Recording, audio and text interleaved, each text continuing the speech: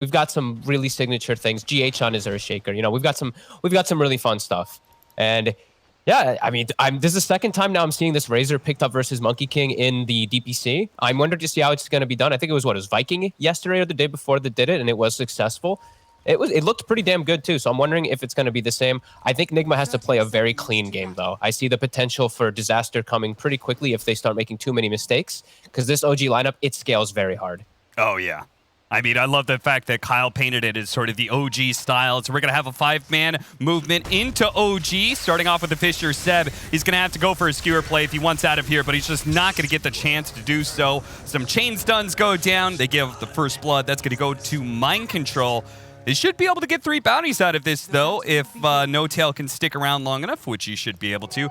Grabs that one. On the other side of the map, we've got Mid One, who should be able to get 2 there. And No Tail? Ooh, okay. Okay. Well, there is a Dragon Tail if he really wants to blow it here. Miracle, I don't know if they have enough to really kill No Tail, as they're going to be a bit lacking in damage in all this. Miracle, is he?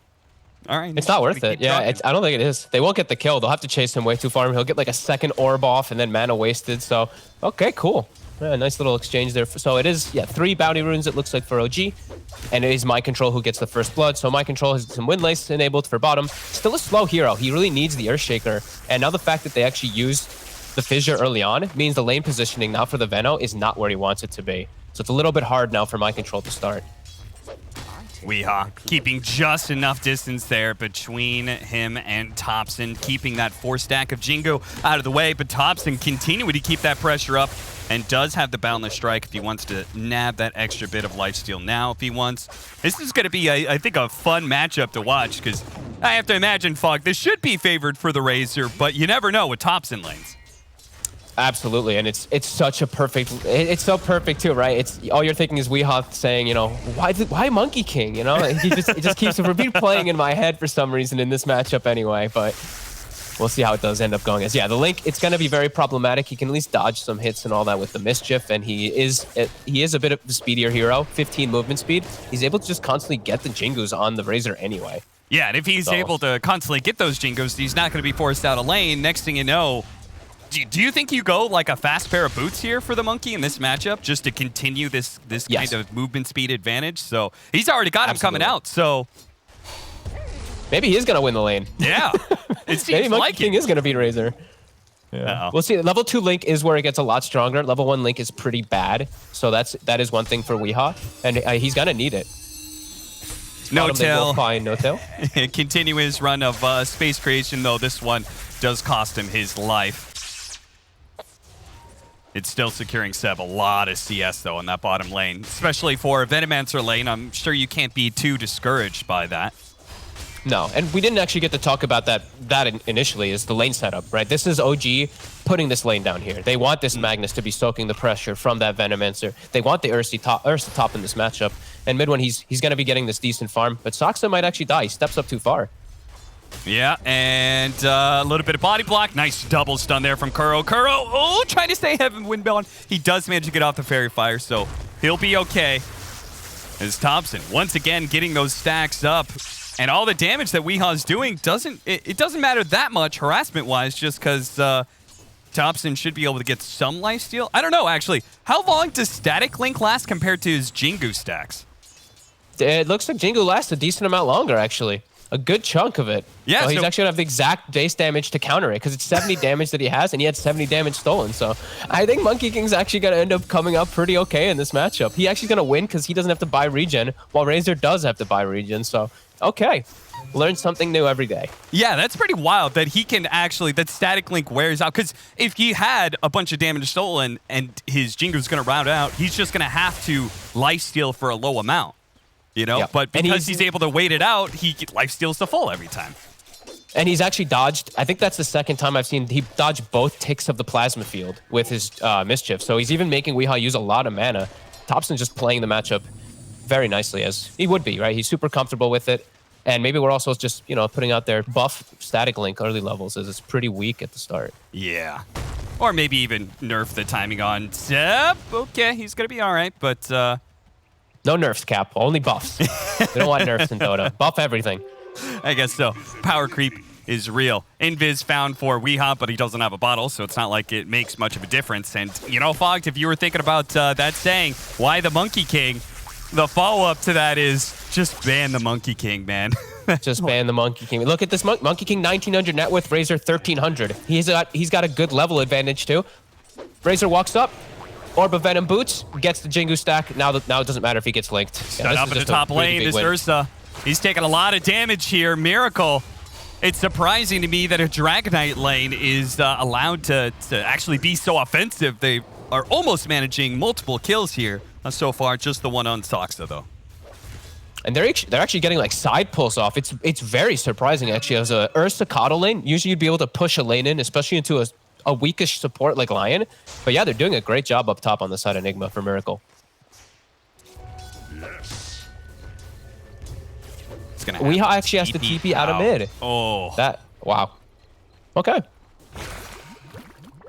Well, that pretty much tills the tale right there. 17-5 compared to 24-13. Weehaw seems like he doesn't really have much of a place to go anymore, especially with the potentially continued boots advantage. I mean, if Thompson managed to get his phase boots before Weehaw gets anything at all. He has 80 boots. He has 80 move speed on him. There's just nothing they can do unless they have a GH rotation to set up for this. But even then, Thompson, like, he's holding the skill point. Even if you get static linked, you pop Wukongs, your Wukongs is still doing full damage. Yeah, so if he does go for that, he can. They're going to try for it right now, see if they can block him in. He gets the Jingo stacks up. Thompson is going to actually level up there between damage hits to be able to jump into the trees. Okay. I thought he might actually just pop the ulti, like skill the ult and pop it. But I've seen him do that a couple times too, where he saves that point. It's nicely done to trickle away. And that's definitely a concern for them. If this Monkey King's not getting shut down at all by the Razor, and they're getting farm on all 3 cores, and they have scale, you know, that's going to be a very, very tough position for Nigma to be in.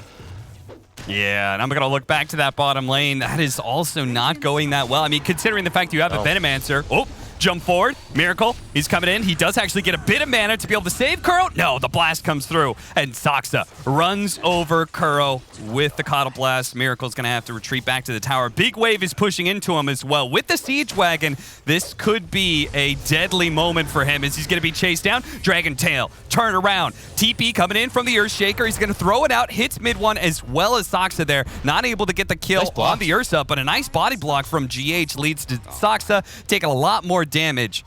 He is very likely to just keep on running here for a while. GH might be able to kill him with the second Fissure, especially if he gets a hit in right now.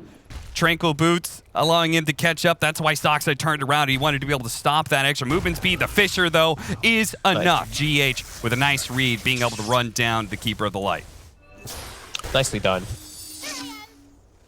I'm still just looking at this mid disparity. It's pretty large. And that's the thing, is that they picked this Razor and fully to shut down this Monkey King pick, and it's not. And Razor as a hero overall, we know he's not in the best position, especially when you're playing versus something like Ursa and these heroes that can get on top of you and just burst you so quickly. So I'm feeling a little bit of concern for Nigma. They're still farming well, at least on the Venomancer and the DK, but they want to be getting very ahead in this laning phase and very ahead in that early start of the game, first 10 minutes. Yeah, the CS was a little bit discouraging there for Mind Control in comparison to where Seb was at, but I could see Seb had to actually blow a decent amount of net worth on regen. Now they're going to make a full rotation of both supports. Nice. They're not messing around anymore. Thompson needs to die. Nicely done, nicely done. The max level Link too, so now it actually deals in a good amount of impactful damage, and immediately they make the swing top. They could actually look to help out Miracle, and he needs it. Oh, he's got the stick charges. Dragon Tail up in 1 more second. Okay, now the Enrage is up for mid one. He can try and go for it, but a Fissure surprises him and catches him out. No opportunity for the Enrage, and maybe another kill. Ooh, Soxa does manage to dodge just enough out of range of the Impale now from Kuro, and no chance of death anymore. These two should just bruise partner. Yeah, just Kuroki and GH move from lane to lane. These independent cores are very strong when you do get enabled by your 2 support rotations like this, because they're strong on their own, but without help, they're quite weak. When they get these two, they actually have kill potential rather than just like this passive laning thing for the Veno and for the Razor. Yo, you see that? What a heads-up move. Thompson died, and he came back with the dust because he saw that Weehaw had a Invis in his bottle still. So even though he actually himself didn't, yeah, he didn't commit the play. He could have popped it underneath tower and maybe seen if he could have actually make that dive happen. Ooh. Running into the two supports. It doesn't really matter too much without the Razor nearby, though, especially as he gets the Jingu stacks up. He's got the backup here of Seb as well, who's been spending quite a lot of time in the jungle and allowing No Tail to try and hold this bottom lane as the puck. The RP is going to be committed here. The two-man Fisher, if they don't commit the RP, they're going to miss the chance of killing down Weehaw. Guess Seb didn't see GH there at first because he was really just stop canceling it over and over again. Now they're going to look for it as Weehaw is still quite low and they have the Boundless in 5. He has Jingu stack. He still has 1 Jingu stack. Oh, just outside of range of the Aftershock stun there. Rolling on through, Seb, second opportunity. Uh-oh, the chain stun, Thompson. They got him. He's going to die for this relentless aggression between him and Seb. Now they get the level 6 on GH. The Echo Slam goes down. Seb falls as well. 2 cores dying on the side of OG, and a third one en route to the battle. As he's going to go for this kill on a Weehaw, but he's going to get kited around a little bit too much. Dragon tailed up. They're running out of mana, though. GH doesn't have the mana to support any further disables on mid one, so the Ursa will get out. But he didn't get the chance to have a rebuttal there. 8-1 now to the favor of Nigma with a 2,000 net worth lead. OG with some slip-ups there, just holding on to the RP too long. Nigma turn up with the numbers, and Miracle with a nice TP in. Although he's not going to get many hits on the tower, it's very effective as he's getting the build up toward that Midas, and it opens up the lane for Kuroki up top to get his 6. No Tail looking to punish that. Every time you do see those 5 positions in lanes alone, we'll see that happen. But in the meanwhile, we see Mind Control gets a lot of time bottom, level 8 on the Veno, and he can start to take the tower. Yeah, No Tail was also gifted a lot of time at the bottom lane. He got a lot of solo experience, and he's going to make use of it here in top lane. Nice. Getting the kill onto Kuro. Thompson, though, they can't afford yet another death on this guy. They just keep on bringing multiple cores to this lane. I mean, Fog, it feels like they say, we've got a Thompson problem, and we're going to make sure he gets exterminated in this game.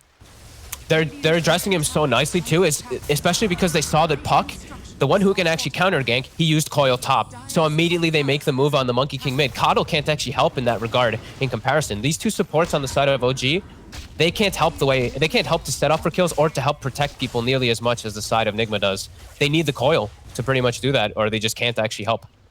Yeah, now that Mind Control, as you said, was gifted so much great time at bottom lane, got to a point where he was so dominant, the Magnus rather, couldn't be there. He takes that bottom tower, and now he can camp top lane and say, you know, you're going to have to go through me if you want to even out this map advantage. And he is into the perfect matchups, right? These 3 melee cores that ideally, especially one of them wants to get a blink. So he is just very good timing, and they're actually going to sandwich up toward him while he's pushing the tower. Look for Sox in the back.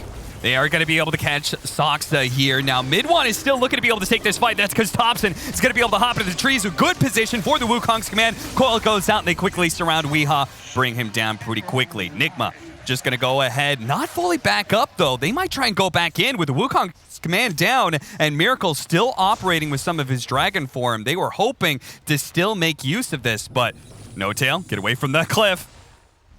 Miracle was looking to throw the Dragon Tail there over that ledge, but no such luck. And no luck on that rotation there, that smoke rotation. I think they were hoping to catch the Ursa in the act of farming up that Ancient stack.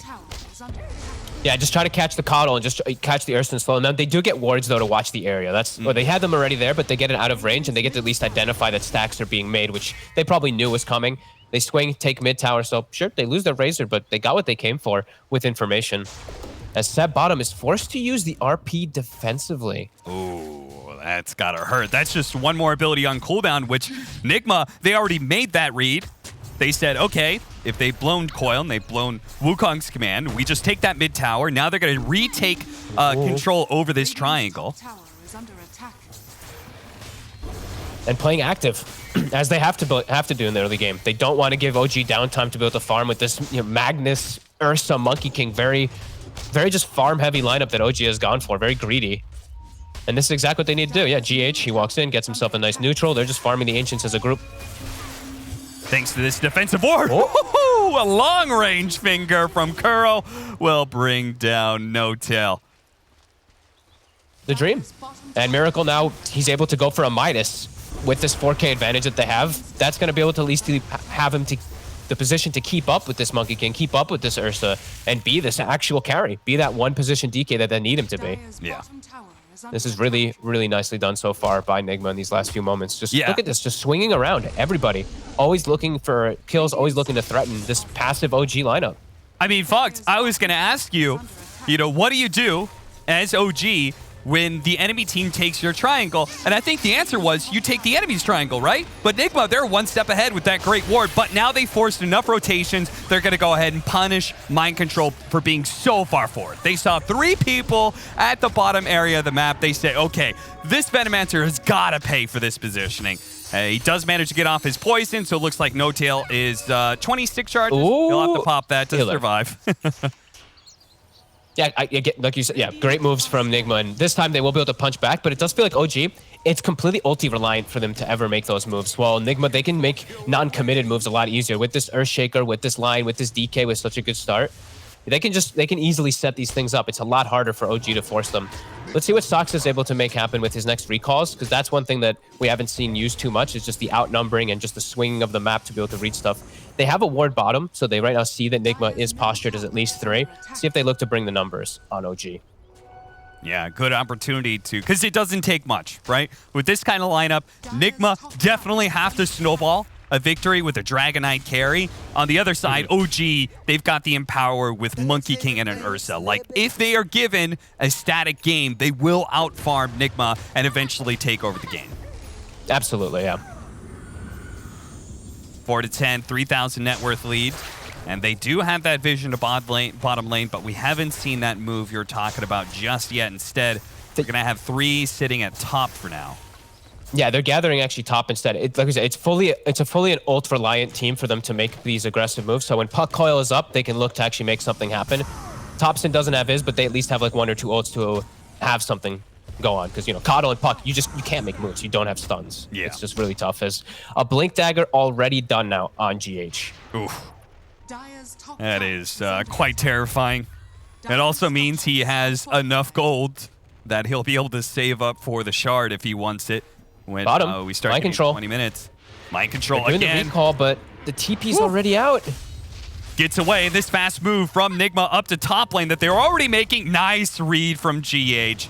He knew exactly where Seb was going to be positioning with that Blink Dagger to try and escape. Seb, he will try and draw out as much time as humanly possible here, but it is very likely he's going to die. Maybe they even get a Finger of Death stack. No, Kuro's going to say, that is a resource I'm not willing to use here, especially level 1 Finger. Thompson, though, does do a little bit of split pushing in the meantime. He's got the full fighting build, though, on Thompson. Only the 1 point in Primal Spring, so it's a little bit tougher for him to make it work. Now, another recall happening to at least move him out of that top side.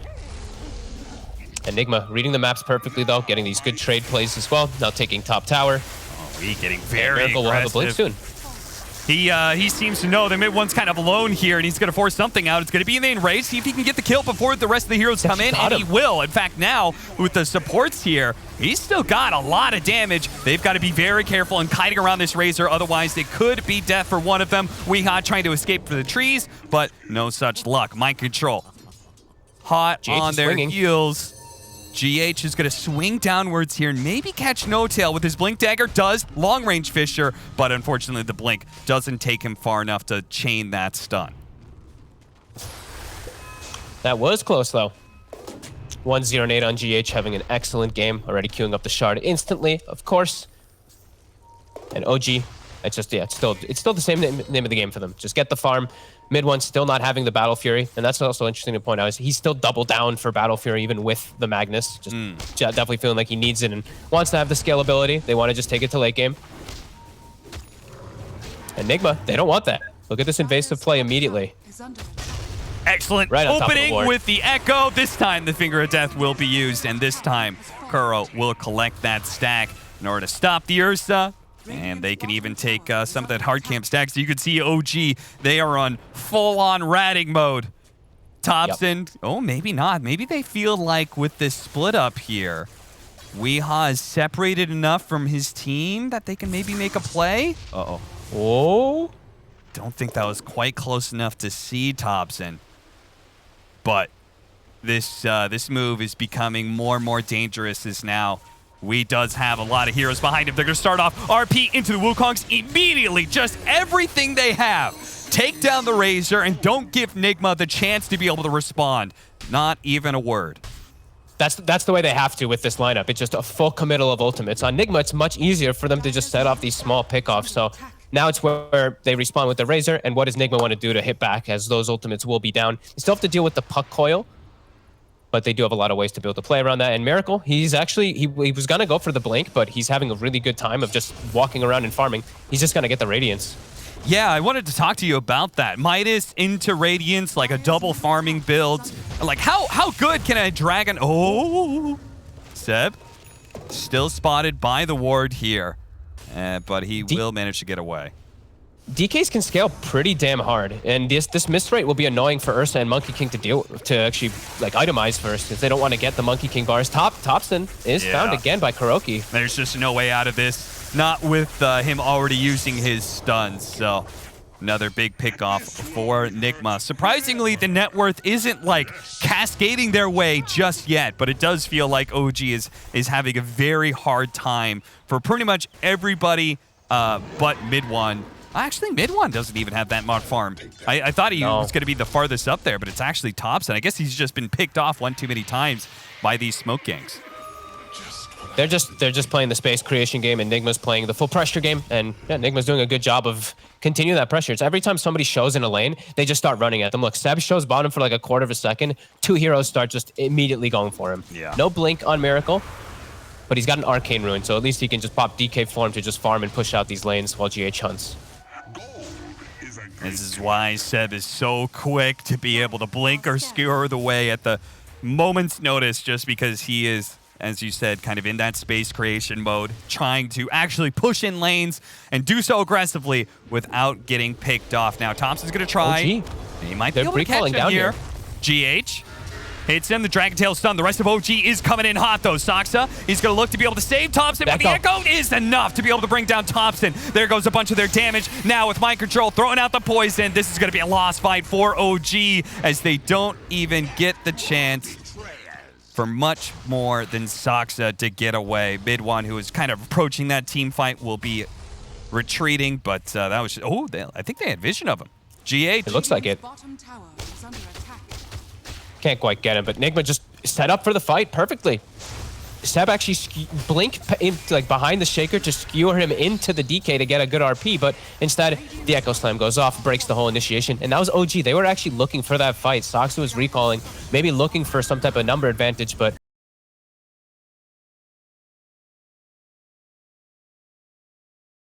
all around the map, which says everything. Yeah, certainly. They start off with a stun onto No Tail, and there's such long-range stunts. Now, Miracle got a little bit low there, but fortunately the Hex stops. Oh, what a boundless strike! Onto 3 with the Wukong's already out. Kuro's certainly dead, and they're going to pull him back in. Seb on the other side. The trap is laid, and OG slam it shut onto Nigma, catching multiple cores, and it looks like they're not going to let Mind Control get away either. A TP out, and he stuns. Oh, they didn't have anything. Well, at least he's able to get away. Nigma retreat with both Weehaw and Mind Control. And OG finally hit back hard with their big ultimates, as Weehaw is in the midst of all this. He's under his own defensive sentry, so he knows he's a bit safe. But if he runs for a target, he's going to be spotted by that sentry, Seb.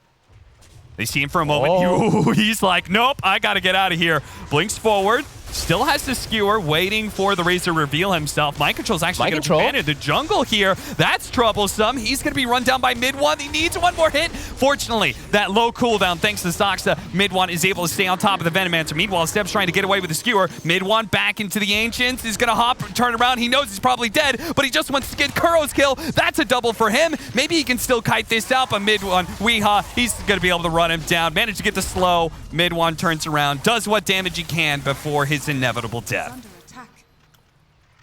Big hit back though from OG. They lose their Ursa. He gets 2 kills while dying though, and they get to split push all the lanes. Topson able to force in top super hard. Seb actually somehow surviving, dancing around the Razor during the whole midst of it. So a big win for them.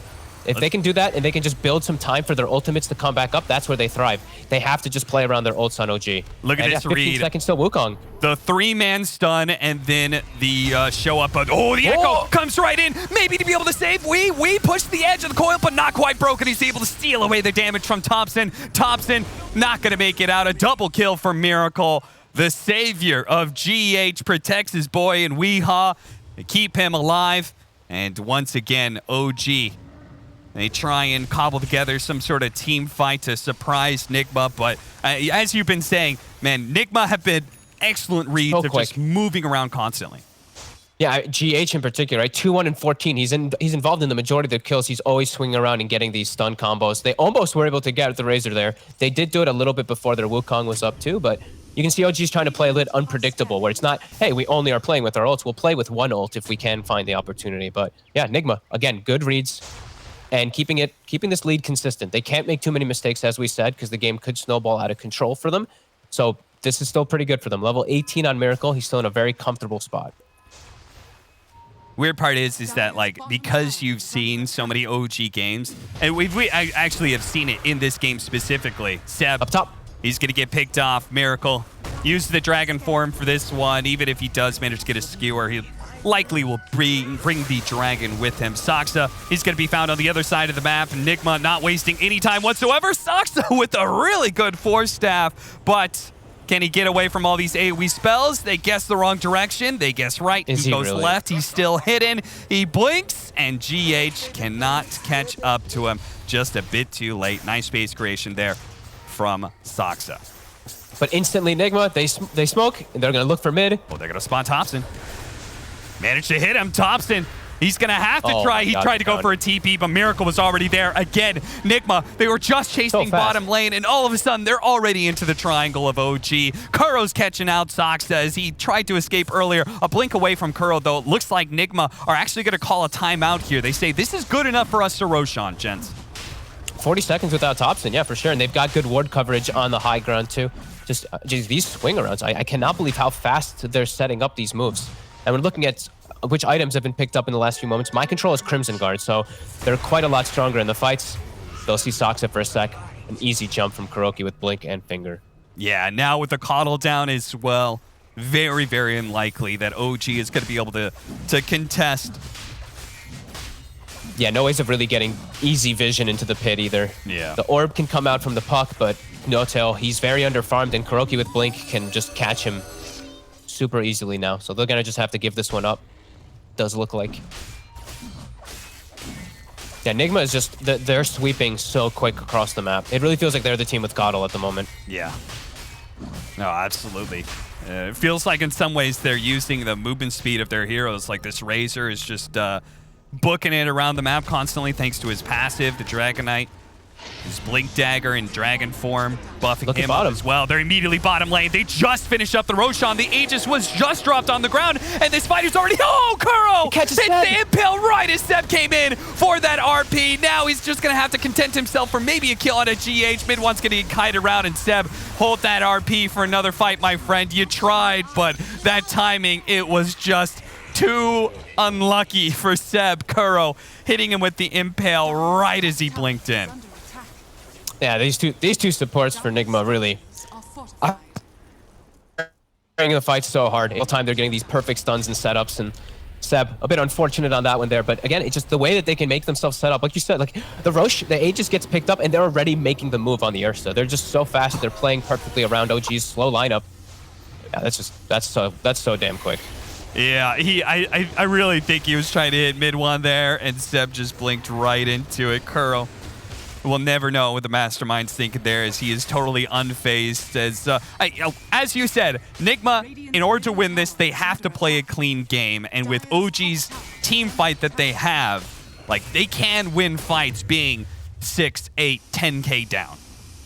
Yeah, it's been phenomenal swing, phenomenal movement all around, and just getting themselves in this really good advantageous position, even though they've been under the cover of wards some of these times, but OG just are getting outplayed and just getting outmoved anyway, even if they see this coming. Two heroes at the top lane, so OG, they're going to strike. A nice two-man boundless strike with the Wukong Scout as well. Weehaw is going to look to be able to dance away with that as all that movement speed, he's got to have a haste, and he does. He managed to get away, and they take away the Aegis from Miracle, but OG, they don't look in great shape, and Thompson, at the end of his BKB, gets tagged, not able to jump into the trees, going to be chain stunned up here as there's going to be a Fissure and an Aftershock stun to chain it together. OG, they take away a life of Nigma, but a life for a life, and that Monkey King is going to be dead for a full minute. They can fight during their BKBs, but the moment it ends, the jumps, and now Seb, he shows his face. And he's not going to be able to make it out. Kuro even had the extra damage still in the tank there from the finger, but it wasn't necessary. So quick with the jumps. Again, both these triple stunners just immediately finding the targets, and now to the high ground. AC finished up just before the fights too for Miracle.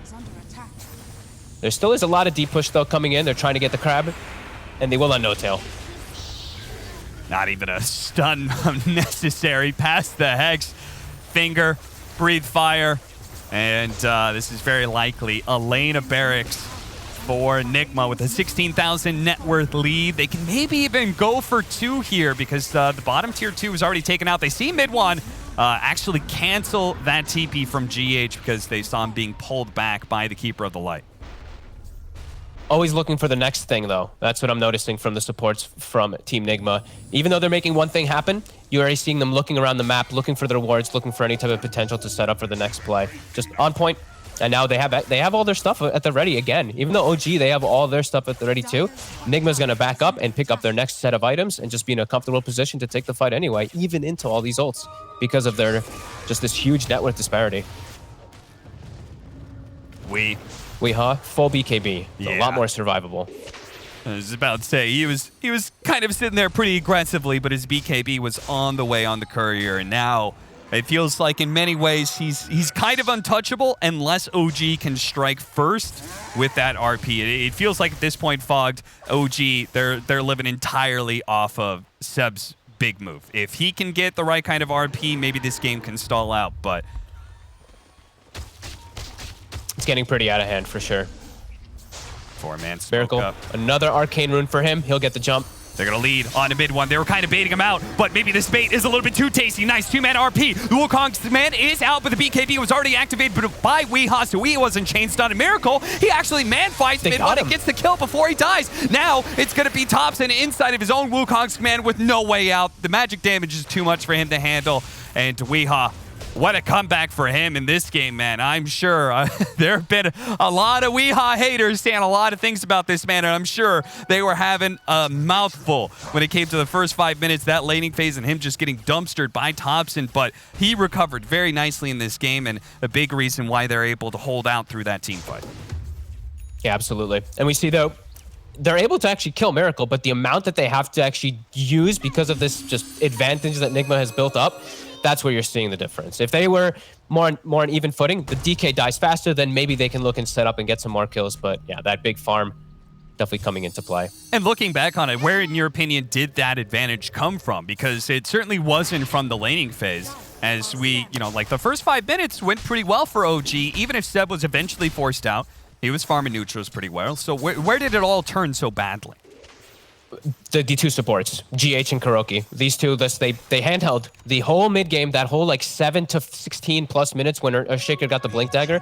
They just went swooping from lane to lane, finding kills, just nicely too, without having to commit ults. They just had to do their stun combos, and they were able to find them a lot of the time. And just honestly going for Thompson a lot. He has 9 deaths on the Monkey King. They kind of baited him into these positions where he felt like he could do something on Weehaw, and then he'd get turned on. And now speaking of Weehaw, yeah.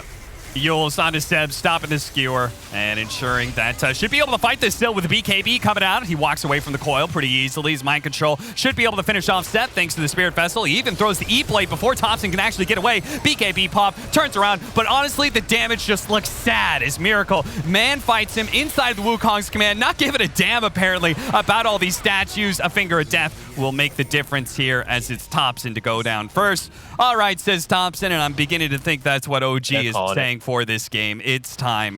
Nigma will take game 1 of this series. Super clean. Love to see this.